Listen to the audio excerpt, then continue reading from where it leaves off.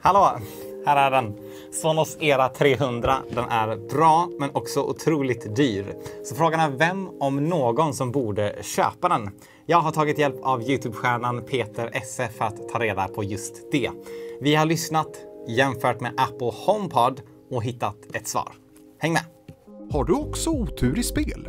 Att installera en PCI Express 4-baserad SSD som Samsung 990 Pro löser nödvändigtvis inte det problemet. Men det går betydligt snabbare att starta om efter ett nederlag. Samsung 990 Pro. Hitta bästa pris på Samsung 990 Pro via länken i beskrivningen. Så här, Sonos Era 300. Det är en stor och påkostad högtalare som bland annat kan användas som en surround-högtalare tack vare sitt unika stöd för Dolby Atmos med en då uppåtriktad högtalare. Jag och Peter har alltså gjort en video där vi testar just Sonos Era 300 som surround-högtalare. Den hittar du på hans YouTube-kanal. Här uppe finns en länk. Även i beskrivningen. Men i den här videon så ska vi snacka om Sonos Era 300 som en musikhögtalare. Så nu rakt till den enkla frågan. Vilken är bättre? Sonos Era 300 eller Apple HomePod?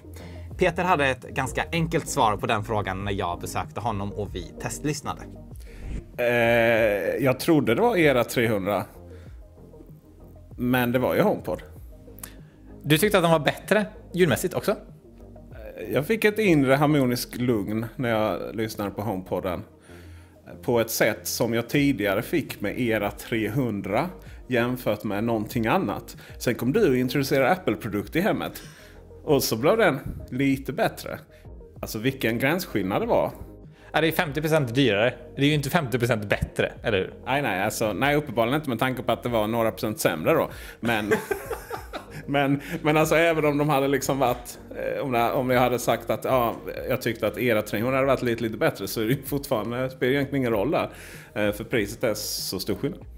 Ja, du hörde rätt här alltså. Vi jämför Sonos Era 300 och Apple HomePod och prisskillnaden är 50%. HomePod kostar 4 000 kronor medan Era 300 kostar 50% mer, alltså 6 000 kronor.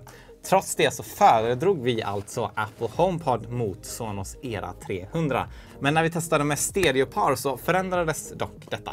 Plötsligt var vi samstämmiga om att Sonos Era 300 gör ett bättre jobb som ett stereopar. Och detta ställer ju till det. Vi ska lista ut hur vi ska lösa detta alldeles strax. Men stanna kvar så ska jag snart också göra en jämförelse mellan Sonos Era 100, den lilla högtalaren för den här lanseringen, och Sonos One, den gamla lilla högtalaren.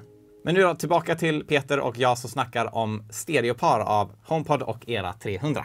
Absolut, om du vill ha mest valuta för pengar så 2 stycken Sonos Era 300. Och om du är Sonos-användare så räcker det ju kanske då med en Sonos Era 300.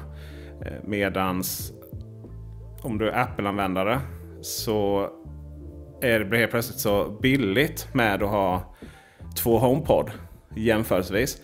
Så där någonstans så kan du lika väl passa på att köpa en extra Apple HomePod-högtalare då, i det sammanhanget.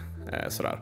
Så att någonstans där det mest ekonomiskt sunda i de här sammanhangen, det är ju 2 stycken HomePod eller en styck Sonos Era 3. Utmärkt, det känns som vi fick ett bra svar där på vem de här är till för, och det var lite som tanken här. Så, enkelt svar där. Är du ute efter en vardagsrumshögtalare i den här lite högre klassen så passar en Sonos Era 300 bra om du redan är fast i Sonos. Är du snarare fast i Apples ekosystem så är dubbla HomePod ett lite bättre alternativ. Med det sagt så tackar vi Peter för hans visa ord och kom ihåg att prenumerera på hans kanal här på YouTube. Gå även till teknikveckan.se för dagliga nyheter och lyssna på hans podd Elbilsveckan om du är intresserad av det. Men nu, mitt utlovade test av Sonos One och Era 100. Det är ganska exakt 50% som det skiljer i pris mellan Sonos Era 100 och Sonos One. Att höja priset med 50% och kalla det för en ersättare är ju lite magstarkt kan man tycka. Lyckligtvis så är Era 100 också en betydligt bättre högtalare. Stereoljud är inbyggt i själva högtalaren och ger en betydligt större ljudbild skulle jag säga. Den har betydligt mer kraftfull bas också och det gör ordentlig skillnad. Inte 50% skillnad, Men jag tycker ändå att Era 100 är ett intressant steg att landa på mellan Sonos One och Era 300. Jag tycker att Era 100 passar alldeles utmärkt på samma plats som du haft Sonos One sedan tidigare, alltså i ett lite mindre rum. Era 100 blir då snarare alternativet för dig som vill ha en mindre högtalare för ett litet rum och som gärna betalar extra för lite extra bas.